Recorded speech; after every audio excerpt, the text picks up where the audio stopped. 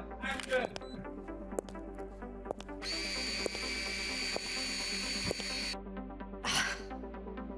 Hello and welcome to another episode of the Sinead Says podcast. I'm here sitting with a wee cup of tea because I really thought that I actually don't think I've ever done a podcast of my own story from where I was to where I am today or anything like that. So I think today I was just going to talk about my story, and it was actually someone who had wrote in my question box when I was asking for podcast ideas or what people wanted me to talk about, and someone goes, "You need to talk about your heartbroken self to your thriving." And a lot of new listeners won't know about my journey because my journey began with being completely heartbroken. That is when my journey began, especially like even on Instagram or anything like that. Sorry, I'm sitting here with a cup of tea and I hope it doesn't like distract you. But I just thought I really wanted to like be cozy and in my comfort zone. And although that is not an Irish tea bag, I'm okay with it. I'm not okay with it. Irish tea bags are the absolute best. And being in Australia without Panjana really does like hurt my heart. But I have now brought me 1 kilo of Panjana the other day. So I'm happy with that. But yeah, we're going to get into it. And we're going to call this episode Heartbreak to Thriving. I do feel like this story is important because it's the reason why I am so passionate in what I do. And I want to firstly begin my story with, I don't really remember what happened before before like the darkness. I feel like I was really unaware and unconscious of my own behaviors and my own thought process. So I feel like that's when my journey began, whenever I got really, really heartbroken. Now I have been heartbroken in the like younger years of my life, but I feel like this one was different. All right. So actually somebody wrote to me and was like, "Oh my God, so sorry to hear you and Sam broke up." No, it's not about that. This is like talking about, it's not even heartbreak. So what I'm going to say is anything could have happened to me at this point of my life and it would have broke me, but it just so happened that it was heartbreak because I was not resilient. I was not equipped to deal with life. I was not equipped to deal with heartache, loss, or failure. Okay. I didn't have any resilience because I was never taught it. I didn't understand it. I thought that I was going to finish university. I was going to get a job, get a husband, have kids, get a mortgage, and live happily ever after. And I don't know about you, I thought that's what was going to happen to me. I did not know that I was going to get heartbroken. I didn't know that I was going to lose my jobs. Was it a few jobs? I didn't know I was going to face failure or grief. And these are the things that are mostly inevitable in life. So one thing that I learned is that hurt is inevitable. And there's one thing that's inevitable, and that's also death, right? Which, oh my God, sorry guys. So morbid. Sorry. And why are we not taught how to deal with any of these things? Right. So when I firstly got heartbroken, I was in a state of everything. All my happiness is on external factors. When I got heartbroken, okay, so let's go back. Okay, so the first heartbreak, I was living in, so I actually, if you actually go back to my actual story, I went to school, went to university, studied media professional studies, broadcasting. That was kind of, I wanted to be a broadcaster. That was, to be honest, who knows what they want to do when they're older? It's ridiculous. I was just put into something because I just chose something randomly, which really annoys me because imagine if I would have chose now, I would have chose neuroscience or psychology and I wouldn't have to spend all that money already and then spend more money on different courses now. But we don't like to regret things, guys. We don't like to regret things. But anyway, so I went to university and I studied media professional studies and broadcasting. And then I spent my summers in Magaluf. Yes, I know, guys, Shaglif. I know. I was then introduced to a new way of living because I was kind of in the normal, like, going into work. I had jobs when I was living in Liverpool. I think I worked at Line Pictures, like Hollyoaks and all that. We did work experience there and stuff. So I was kind of in that field. And then in the summer, I would go to Magaluf. But when I went to Magaluf, I was kind of opened up to this new way of living that like you could live and you could work and play at the same time. Like we used to go out and work and have fun. And like we would work a lot. We would work 7 days a week and then 7 days a week for 6 months of the year. So we worked all the time and we saved all this money. And then we went traveling in the winter. So I loved this life. So I stayed in that life for about 6 years. I know. Everyone's always like, "You did 6 seasons." And I'm like, "Oh, 100%. And I probably would still be there if my job wasn't." So what happened was the club that I was working at got shut down. And then I ended up going to Australia or going traveling after that. And that's why I'm here today. But, it's funny, the butterfly effect of all these things that wouldn't happen. I'd probably still be living it up in Magaluf. When I think I started sharing on Instagram, or not Instagram, it was Snapchat back then, guys.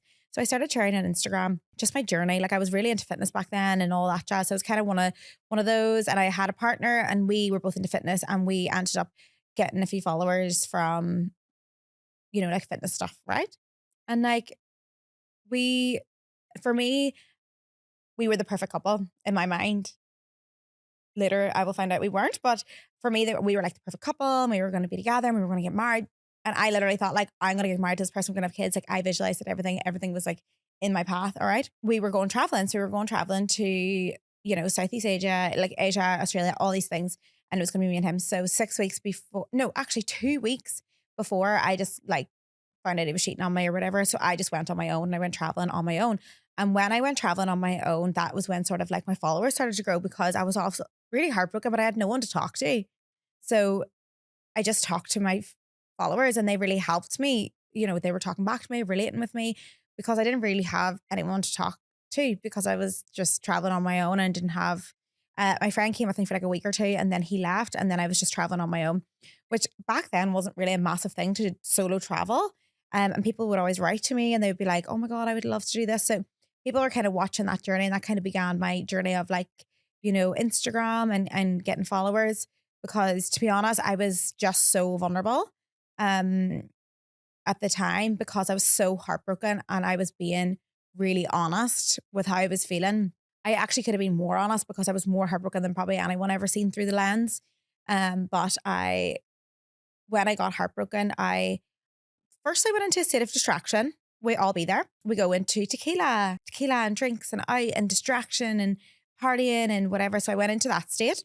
And then when I came down from that state, I was in Australia and I had this is about 5 or 6 years ago. And I obviously was at the other side of the world. I had no support, not that I had no friends, like obviously I knew people, but like no one really, really, really close to me that I was able to lean on. Do you know what I mean? So yeah, I ended up in Australia and I was hit with a bang because I was really, really in the pits of not only heartbreak, but just severe negative thinking, really bad thoughts. Like I thought everything was my fault. I wasn't good enough. I wasn't good enough looking. Did I not give him enough?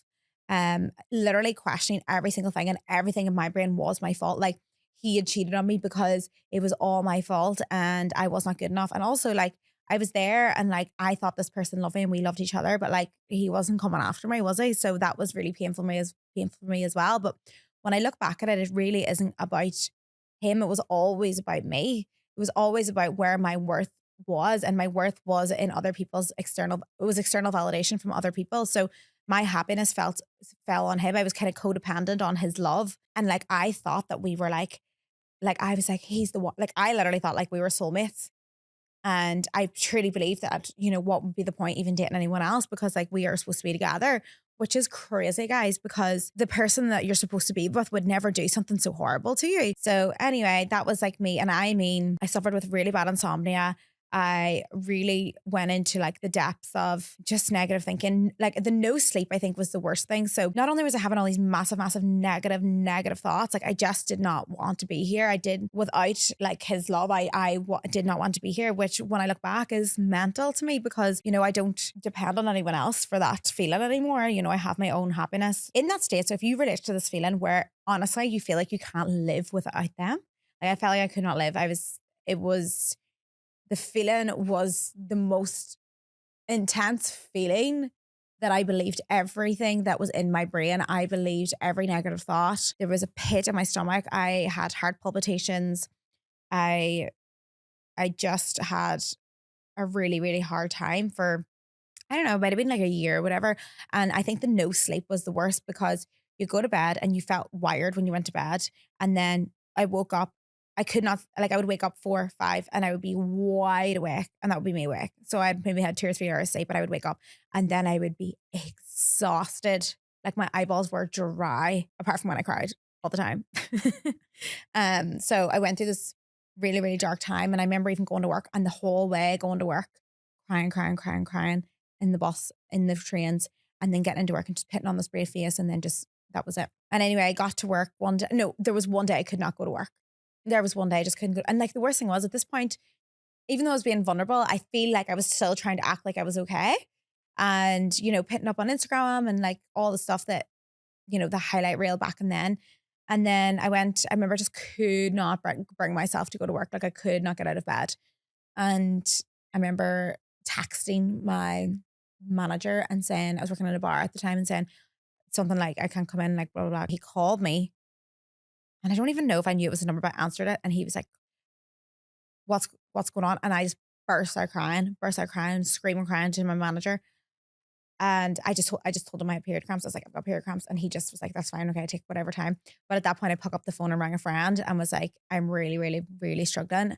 And I think that moment was the point then that I started to begin healing, because I was kind of faking it a little bit and like and the worst thing is my mind was telling me that I was kind of put on this front, but also like the no sleeping, the insomnia, the heart palpitations, like my body was telling me that I'm really not okay. And I've got really, really bad anxiety and I really needed to fix it. Right. And I could have just went on and went on and went on. Yeah. So I rang my friend and I just for the first time was like, I'm not okay. I'm struggling. I don't know what to do.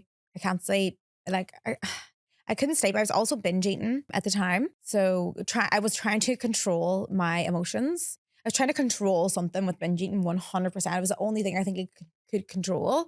And also like I had such negative thoughts about my body and body image at this time, because obviously I was feeling worthless because like someone had rejected me, which is mad now because like I've accepted myself in so many ways now. Yeah, that was kind of like where I was. And then I kind of knew that I needed to get out of this. How did I get out of this? First of all, I wish I did therapy, because therapy would have got me there so much quicker. I did go to therapy a year later and was like, yeah, should have been here a year later. So, but instead I did it the long way, which obviously made me so passionate about what I'm doing, because I was in a really dark place and all my emphasis was on all my happiness on external factors. And when this happened to me, the darkness within, I always call it the darkness. It was like survival mode. You are rather going to choose these horrible, horrible thoughts, or you're going to do something about it. So what I did was I was like, okay, where can I find this information? I'm interrupting this podcast to talk about our sponsor, BetterHelp. BetterHelp is an online therapy platform. And we all know I'm a massive, massive advocate for therapy. This podcast is all about breakups. And you will know that being in therapy really, really helped me deal with my breakups and give me tools and coping mechanisms to deal with a breakup. In my breakup, I really felt like I wasn't enough and it was everything to do with me and that it was my fault. And when I was in therapy, I did realize a lot of things and really, really got my self-confidence back so I could date again and find love. Some of you may know that I did suffer with insomnia a few years ago before I addressed all my issues and before I started therapy. And one of the best things I ever did was address my sleep. When I realized that I wasn't sleeping and it was drip feeding all throughout my life, I realized that I needed to do something. And that is when I started therapy. So if you have just broken up with someone, or you would like some coping mechanisms and strategies to help with a breakup, then I highly recommend BetterHelp, which is an online therapy platform. And you can get 10% off your first month with betterhelp.com/Sinead. That's betterhelp.com/Sinead. And that's exactly what I did. Like I basically just found books, tried to commit and have discipline to myself to read and understand what was going on in my brain and what was going on with my relationship. To be honest, I think I was reading the books to try and get him back. Well, I was in for a shock. I read the books and I could not believe what I was reading in terms of you are supposed to hurt. You're supposed to feel grief, but there is tools to manage and deal with this, and they're going to make you stronger. So what I realized as well is the first cut is the deepest. This cut was deep, deep, deep, deep, and then your body heals stronger. So I went through this process as well as I didn't let anyone in for a very long time after this, because I needed to heal. I could not go back to that place where I was. So I needed to heal up my heart, but the first cut is the deepest, all right? And when you heal up that heart, it's so much stronger. So then you can be equipped for more, because obviously you know that I've had other heartbreaks after this, but I am equipped with tools to deal with heartbreak and I know the steps now, rather than my whole world coming crashing down to one heartache. You know, my whole world was crashing down to this heartache. I needed to know how to fix it. So the first thing was emphasis on the future. Okay. I just emphasized my happiness in the future. Like everything was the future, getting married, all this stuff, not even getting married, but just being with this person in the future and putting all this. So then when my future was torn away from me, I was not only mourning the relationship, but I was mourning my full on future, and I wasn't accepting the reality in front of me.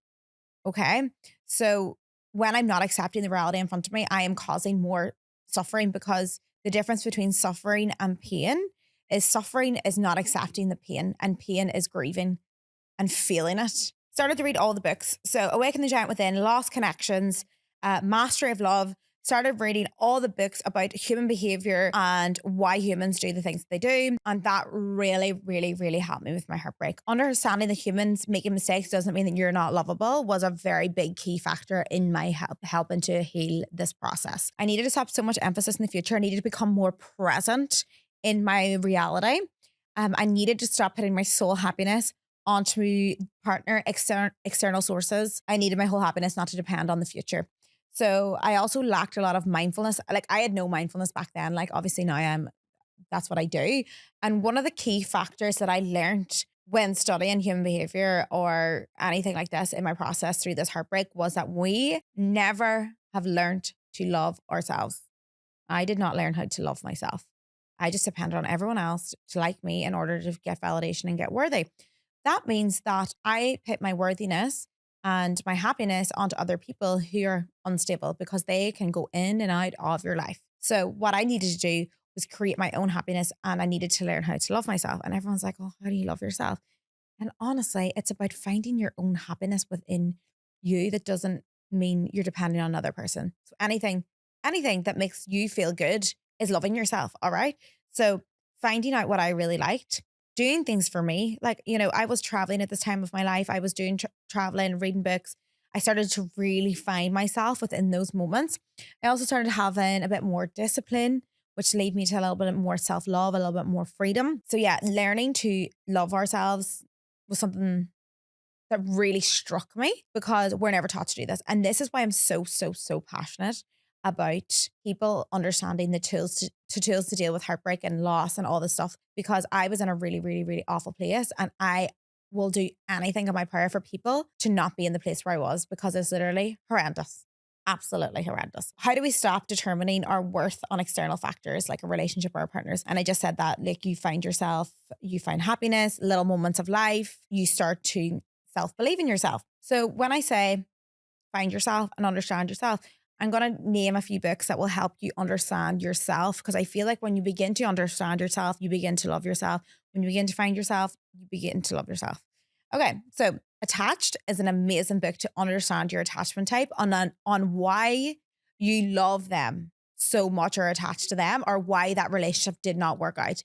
The book Attached is fantastic. The Mastery of Love is another great one that really helped me through the heartbreak. Surrounded by Idiots is a good one to learn about yourself and your personality traits. So this is for a little bit of everything, finding yourself. Awaken the Giant Within really, really helped me, because it was literally like a life coaching in a book. It's like 700 pages long. Sorry, it's so long. I always talk about it, but it really did coach me a lot. The book I Am Enough by Marissa Peer really talks about we are always born enough and we're always worthy, and different factors that happen in our life affect how we feel and how we feel about ourselves, basically. So, and it talks about all the reasons why we do things because of our past.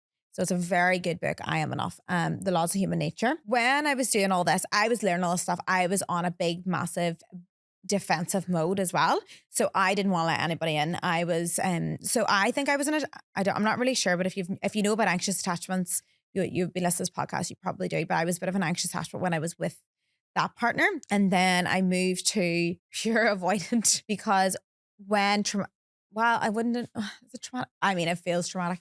But it was a very, very painful experience of me having like really, really horrible thoughts like that. And I never ever wanted to feel like that. So then I went into a little bit of defense mode and went into an avoidant state. So avoidant is when you're kind of like, you don't want to be with, you don't want to get involved with anyone because you really don't want to get hurt. So you just kind of keep everyone at arm's length. And that's kind of when the mode I went into, just because I felt so hurt and I didn't want to let anybody in at all, but I needed that in my time to build myself back up. And you can go after like a really, really hurtful times. You can just go pure avoidant. Like I'm sure you all know some people in your life that have been really affected by like a heartbreak and just do not want to get in a relationship with anyone else and even like find it really difficult to commit. And that was me. It's mad because when I was in this stage of building myself back up, I was really defending my heart so that I could just keep myself to myself until I kind of built up some sort of trust again. And yeah, that's when I just started hating men. Sorry. I really did hate men for a while. Like I honestly could not trust anyone. I was like, I felt like I couldn't trust anyone. And that's kind of at my time, I needed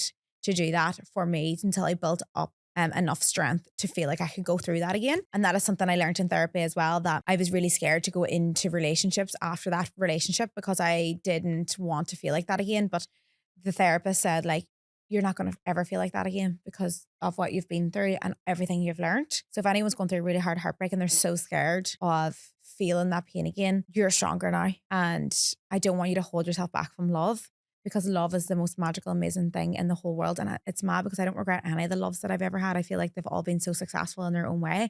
And every single one has been so amazing and so magical. So don't be giving up on love. Like there's no better feeling of lying in the bed with someone and being so vulnerable, look into their eyes and be like, wow, you could hurt me, but you're going to be equipped. And when you get to that point where you're feeling equipped and you're not putting all your happiness on them, relationships will just become so much easier because you're not relying on them for your happiness. Build yourself back up again. And that's fine. If you want to do what I did and not get with anyone for like a year, yeah, that's what you do. And it's crazy because my mind was so set on being an avoidant. Like I met Sam after this relationship. Like Sam was someone I went out with before as well. So, and he was kind of ready he wanted to be with me, but I was like, whoa, like I was comparing everything and, to my, like, you romanticize your ex too, don't you? So I romanticized our whole relationship as well. So, and like right in front of me was the most amazing person. And I just obviously couldn't see it because I was so in defense mode. I was so avoidant and so closed off because I'd just been so hurt.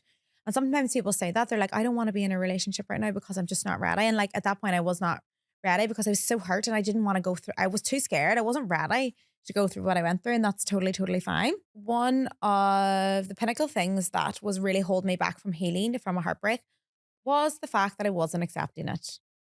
A lot of people are not healing because they don't accept that it's over. They always think they're going to get back. All right. And that is not healing. That is suffering. All right. Pain is grief and it's meant to be felt. Suffering is avoiding that pain. So if you're in that state of we're going to get back, you're not accepting it. Therefore, you're not in that road to healing. And I think that's where I was. I always was like, we're going to get back together. We're amazing, blah, blah, blah, blah. Anyway, that's fine. And no, as soon as I accepted it, that is when the healing began. So only took me 2 years to understand that it wasn't that I was accepting it. And it's crazy now because when I look back at that relationship and why I felt so much pain is not because he was my person it had to do with me and how little I cared for myself and how little I loved myself. And I just needed someone else to love me in order to feel good. So it's crazy because we wouldn't even mesh now. Like it's mad. And I also want to talk about the fact that, and someone did ask this in the question box as well, like feel like I'm never going to feel that love again. Okay. I had that exact feeling. I remember just being like, oh, I'm never going to have that again. I'm never going to have that feeling of love again. And it's not even a normal love. Like it's full attachment love. It's like, I depend on you. Please give me love. I love you so much. It's so dramatic and so intense that it's so painful to lose as well. So you want to be in a state of more secure, stable love, like that kind of like crazy love. Is it really love? It's attachment. If someone really loved you, you'd still be together working on it. Well, no, actually, I do feel like you can love people and then you can know that should be moved on. Do you know what I mean? So there's that as well. So yeah, one of the things I learned then that is in the book Lost Connections, which I loved and it completely changed my life. It's all about the causes and the solutions to anxiety and depression. And obviously at this point in my life, I had high amounts of anxiety. So I read that book and there was a whole chapter on grief and it talked about how grief should be felt. And he was going through grief and he went to the doctors and they tried to give him antidepressants. And then when he was doing his research, he realized he was like, I meant to feel sad for this person because this person meant a lot to me in my life. And I meant to cry and grieve. And that's exactly what I did then. I was like, I need to grieve love and I need to grieve that relationship and be like, thanks for that happening. I'm meant to feel this pain. I'm meant to feel like I'm meant to grief. And then once I started to accept the pain and everything that goes with it, then I started to like slowly, slowly heal. And the first time I went through heartbreak, obviously it's really, really hard those times. But now because I know the steps and I know everything that's going to happen, then, when I broke up with someone after that, yeah, it was really, really devastating and painful. But I was well equipped because I had my own happiness. And even like now with my relationship, I'm at a state, I'm at the stage now where if we break up, I'm going to be fine. I'm going to be devastated, but I'm going to be fine as well. And that's kind of stage where you want to be at as well. You want to not have your full reliance of happiness on that person. So that's when you got to start working on you. And also, when you're in a relationship that's like codependent like that, it can be very, very difficult for the other person. If you are theirs, if they are your whole happiness, they have a lot of pressure on them. If they feel like they need to be loving you so much in order for you to feel happy, they feel a lot of stress and they feel a lot of pain in their heart, and not pain, but a lot of pressure. And that can affect the relationship as well. So like you having your own individual happiness can really help your relationship. Whether you're in a relationship now, you don't feel like you're massively in that self-love journey, then you can begin the journey so your relationship becomes easier as well because there'll be less pressure on that other person. So then I want to talk about reasons why people break up, because I feel like people break, like what I thought was, to be honest, when I think about it, I don't know what I thought, because one minute I was like, he loves me, he doesn't love me. I just knew that I was in the pits, in the pits. But I think as well that when we look at why people break up, you just feel like, do they love me? Do they not love me? Why would they do such a thing? Why would they break up with me? But most of the time people break up because number one, misaligning values. And you will notice this a lot. Being with someone who likes you is totally different than being with someone who wants to be in a relationship and also likes you. All right. So you can meet someone and you could really like each other and your hormones and you're vibing and you're compatible and you're a vibe.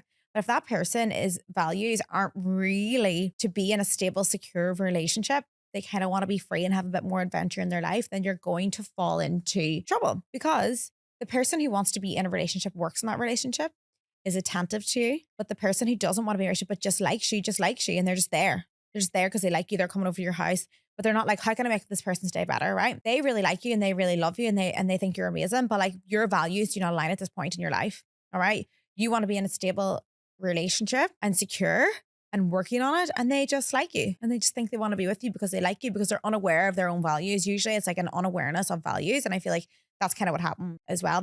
I'm going to talk about the other reason in a minute that I think is good to talk about, but misaligning values is a massive part of why people break up. So you go through this thing of like, they don't love me and blah, blah, blah. But like you may notice if you're in a lot of fights because your partner's not making enough effort, blah, blah, blah, it's because they're probably misaligning values. They don't value secure, committed relationship. They value probably friendship and fun and adventure and all that stuff. And that's why it's misaligned, but they still have all these feelings for you. So they're kind of stuck. All right. And that happens. And people can be in this, especially when you're younger, be in the state of misaligning values, but like they continue to grow together and they work together. And then they end up being a really, really good husband, because even though at the start they were being shitbags and they were going out all the time, blah, blah, blah, and they had misaligned values, like they end up changing their values throughout time as they get older. And then they end up being a good husband. And that's, we see that happen a lot, and that's fine. But sometimes those misaligned values can just cause a lot of pain. And, like that happened to me in my last relationship as well. Like we had misaligned values. Like I really wanted, to start, like I really wanted to secure this committed relationship and like someone to work on it with and like do all these things. Like, and we really, really, really liked each other. But unfortunately, two people loving each other is not enough. Like if someone's not working on it and you're just there on your own trying to work on it, it can be really, really exhausting and really, really, really difficult. So sometimes being in relationships and you feeling really hurt because you're like, oh, they mustn't love me if they broke up with me. Sometimes misaligning values can fall into play.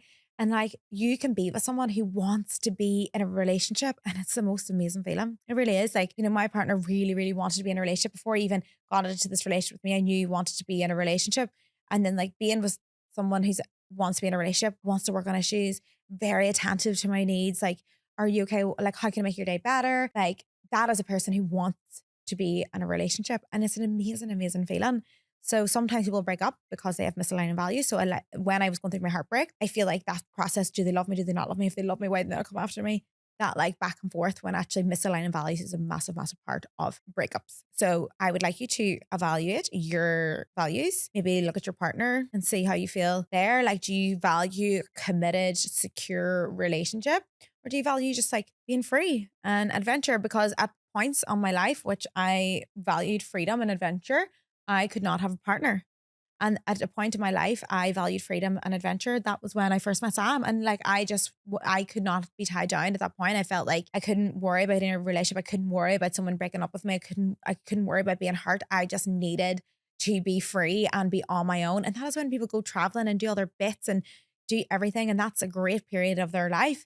So, and like, you don't want to worry about what other person is doing and thinking at that point, and you don't want to ask them how they feel about it. You just want to work on yourself, all right? And that's totally, totally normal that your values are freedom at this point in your life. Whilst when you value committed relationship, you make sacrifices and you have to consider another person. But when your values are that, you're so happy to do that. But when your values are freedom, you're like, I don't want to think about you right now. I want to just go and travel Asia. Do you know what I mean? So that is one reason why people break up. And I felt like that really did help me understanding that misaligning values can sometimes be the reason for a breakup. But the most important thing here is the unawareness of the misaligning values that can cause havoc in the relationship.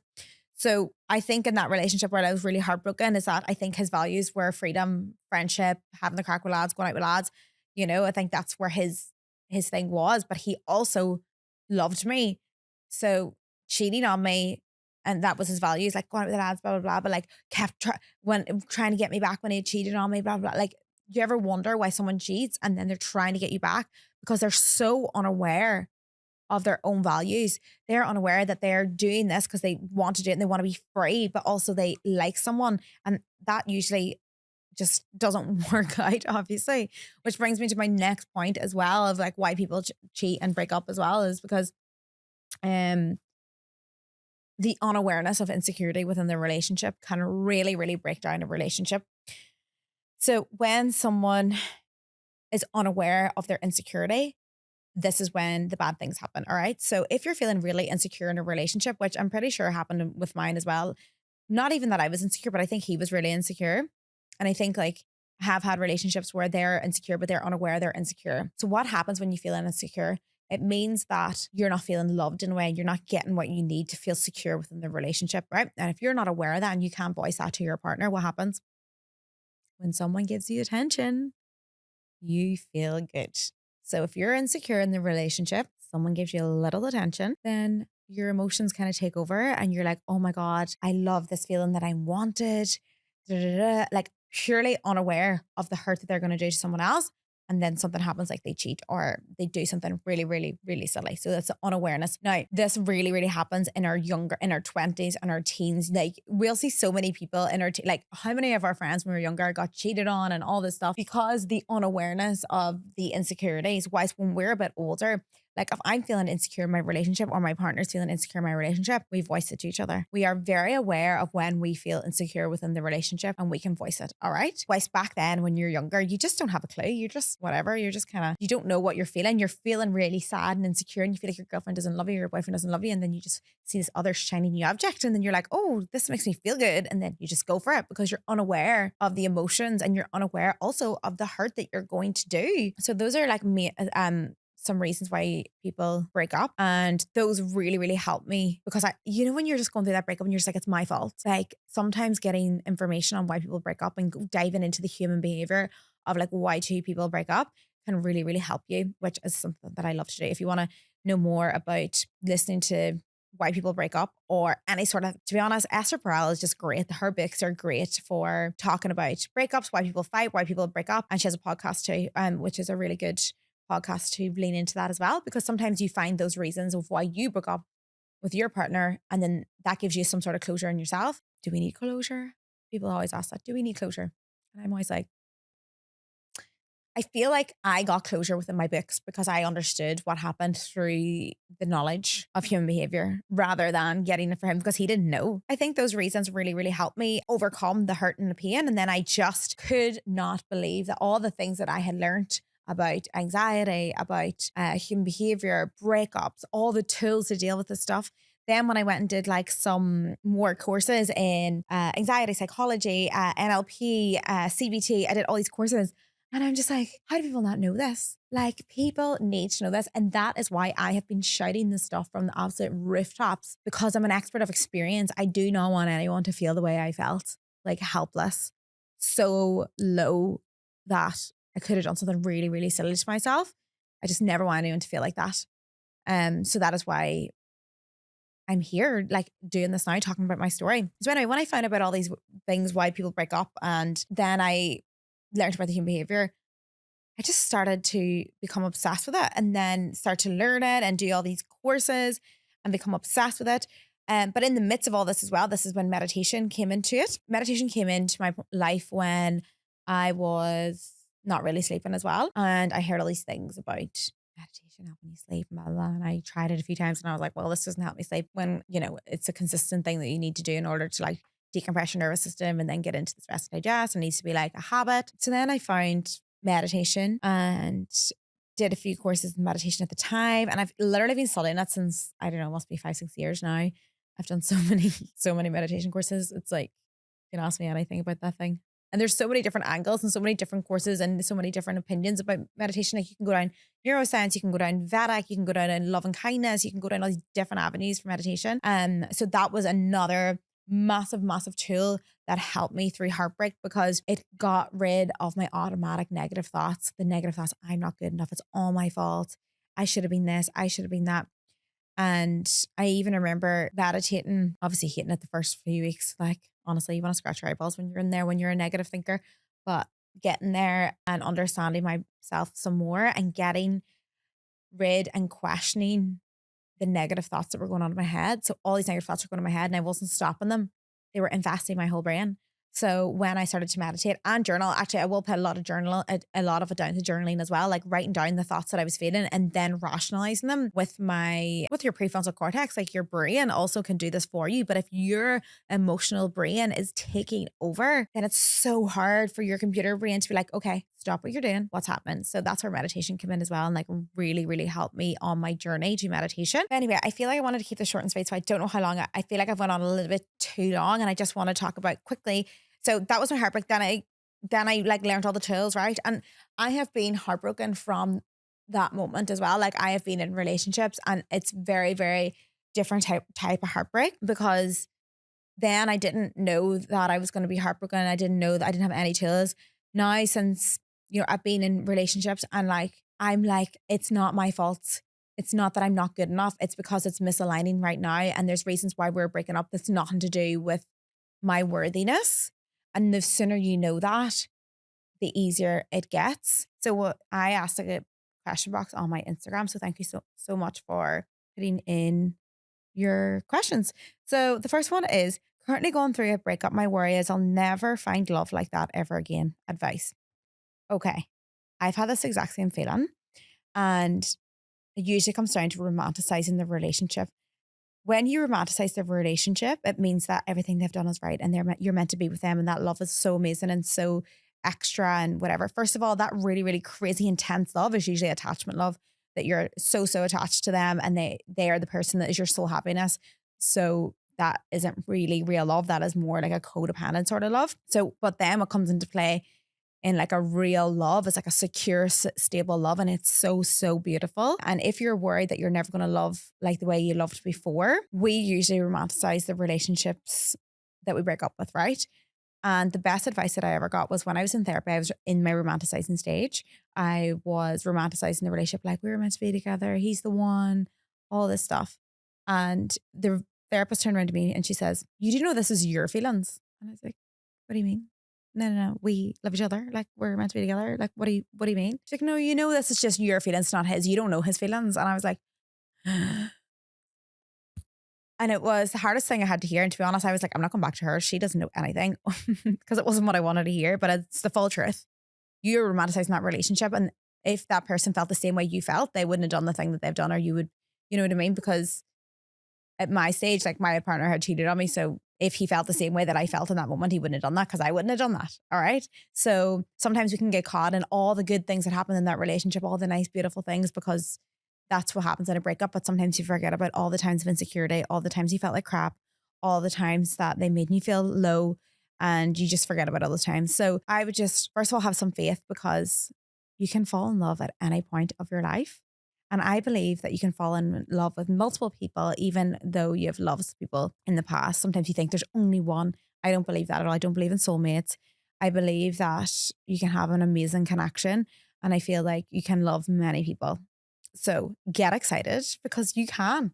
You can fall in love with, and you've seen it happen over and over again. Look at other people and their lives and the people they've found in their lives later in life. Get excited. Which brings me to another question: is someone's advice, please. Was dating a guy and we're perfect for each other. So similar. His last relationship was very bad. They cheated. Don't know if it's the other person or not.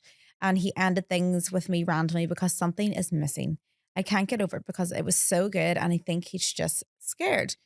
And you may be very compatible, but this person clearly is not ready for a relationship. And I am a person that's also not been ready in relationships. And the person I wasn't ready with, I'm now with 5 years later. Not that I'm giving you hope in that way, but sometimes people need to do things on their own, and they might be in their defending their heart stage where they've been really, really hurt and burnt, and they don't want to go down that road. They want to protect themselves and they want to be on their own. So you cannot stop that. That is not within your control. And that happens when you're dating sometimes, that you meet someone and you really like them, but they are not ready on that path. You have to let them be. You have to let them find their own way. And hopefully maybe when they're ready, they can come back. And if not, you are so capable of loving another person. And there's so many people out there. So let them keep their little heart defense for now. 34 and terrified. I won't meet anyone again. Feel like the good ones are gone. Doubting my decisions. Okay. Being 34 and being single is magical, because there are so many positive sides of meeting people later in life. Number one, they're more aware because they know themselves more. They have more experience within relationships and interaction with humans for 34 more years, or how many years they are when you meet them. And they completely have been through more life than someone in their 20s. So when you meet them, they're not going to depend on you for their happiness, because they're obviously a bit more independent at 34 and they probably know themselves a lot more. So you should be thinking of all the positives of going out with someone later in life. Another positive is you get to experience that love drug for another period in your life.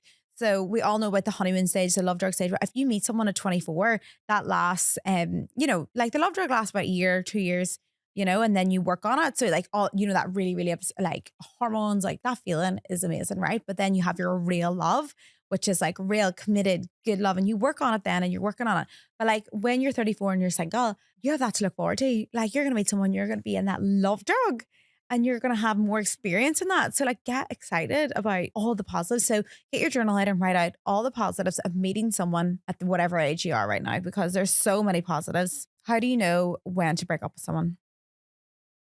Okay. How do you know when to break up with someone? I read this in a book, and it is so important.